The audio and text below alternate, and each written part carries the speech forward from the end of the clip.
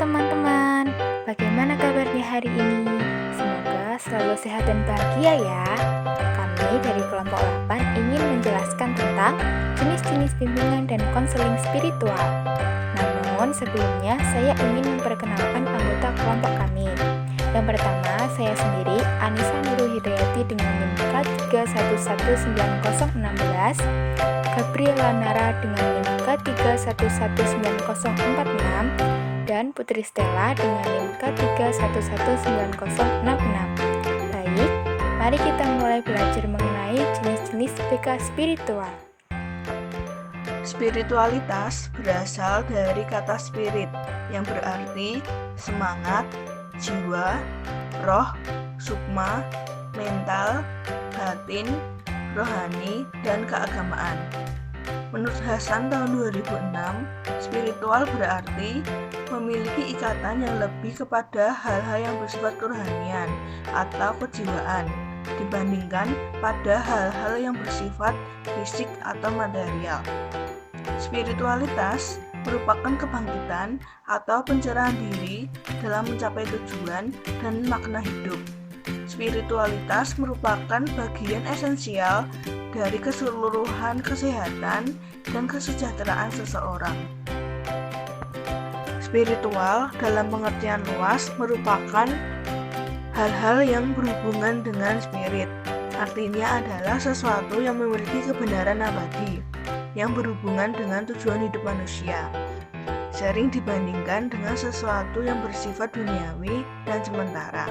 Di dalamnya mungkin terdapat kepercayaan terhadap kekuatan supernatural seperti dalam agama, tetapi memiliki penekanan terhadap pengalaman pribadi. Salah satu aspek dari spiritual adalah memiliki arah tujuan yang secara terus-menerus meningkatkan kebijaksanaan dan kekuatan berkehendak dari seseorang untuk mencapai sebuah hubungan yang lebih dekat dengan ketuhanan dan alam semesta dan menghilangkan ilusi dari gagasan yang salah. Berasal dari alat indera, perasaan, dan pikiran. Menurut pendapat Burkhardt, tahun 1993, spiritualitas meliputi beberapa aspek, di antaranya yaitu yang pertama, berhubungan dengan sesuatu yang belum atau tidak diketahui ataupun ketidakpastian dalam kehidupan. Yang kedua, menemukan arti, makna, dan tujuan hidup. Yang ketiga, menyadari kemampuan dalam menggunakan sumber dan kekuatan yang ada di dalam diri sendiri.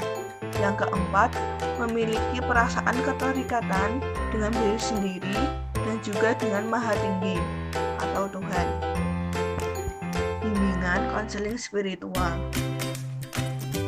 Konseling spiritual adalah konseling yang mengarahkan konseling kepada Tuhan dengan asumsi dasar bahwa manusia adalah makhluk ciptaan Tuhan. Manusia mengalami putus hubungan dengan Tuhan akibat dosa.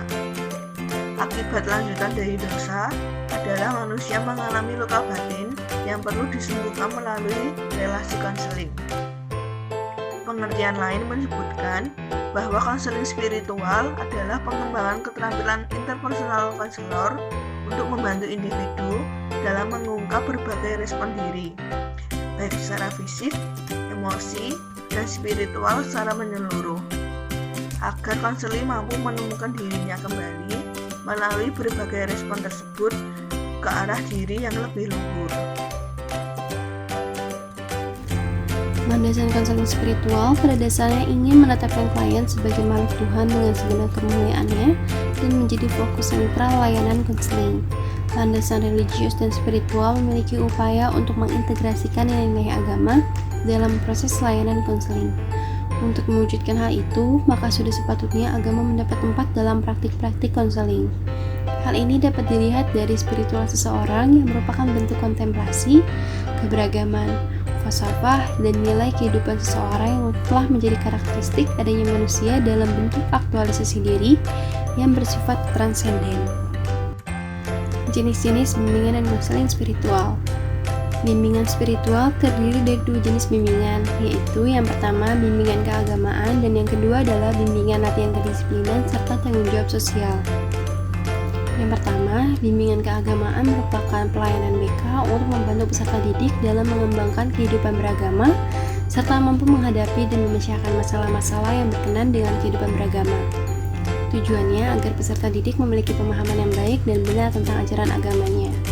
Agama atau religion berasal dari kata Latin religio yang berarti tie up.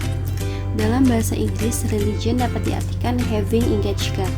Secara umum, di Indonesia, agama dipahami sebagai suatu sistem kepercayaan, tingkah laku, nilai, pengalaman, dan institusionalisasi dapat juga diorientasikan kepada masalah spiritual atau ritual yang diterapkan dalam sebuah komunitas dan diwariskan antar generasi dalam tradisi.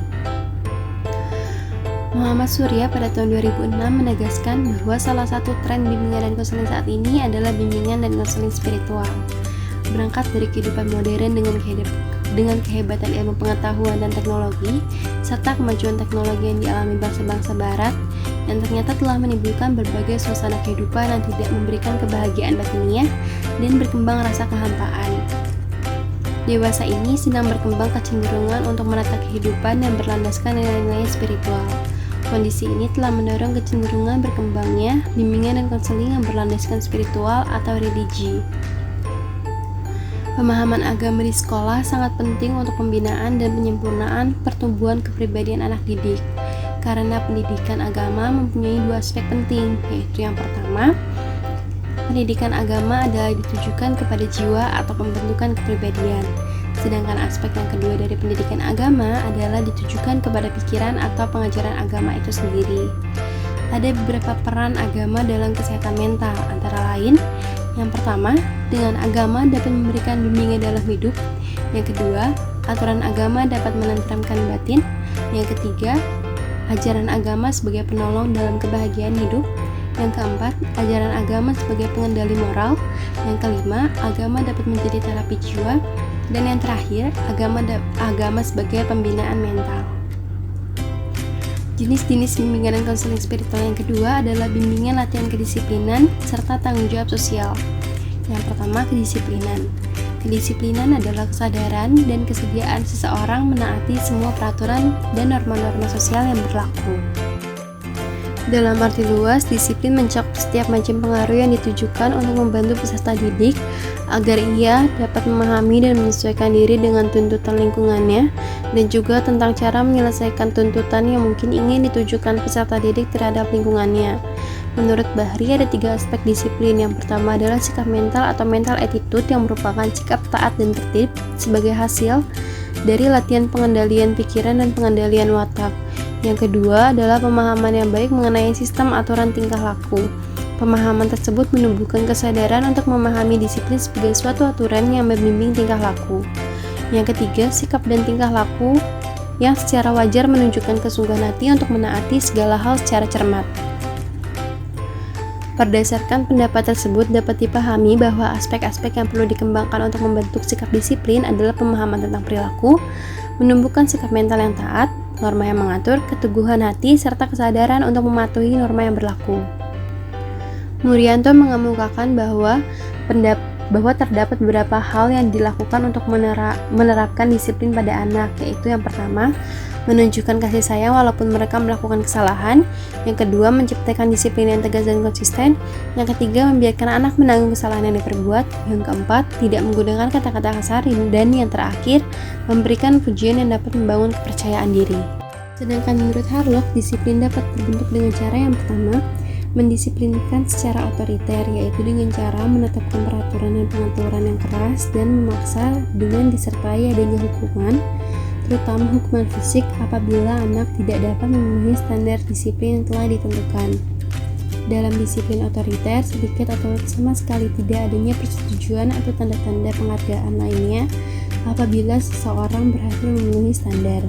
Yang kedua adalah mendisiplinkan secara permisif, bisa diartikan sedikit disiplin atau tidak berdisiplin.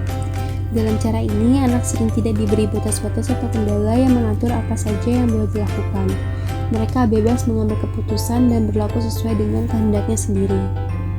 Dan yang ketiga adalah mendisiplinkan secara demokratis, yaitu dengan menggunakan penjelasan, diskusi, dan penalaran untuk membantu anak mengerti mengapa perilaku tertentu diharapkan.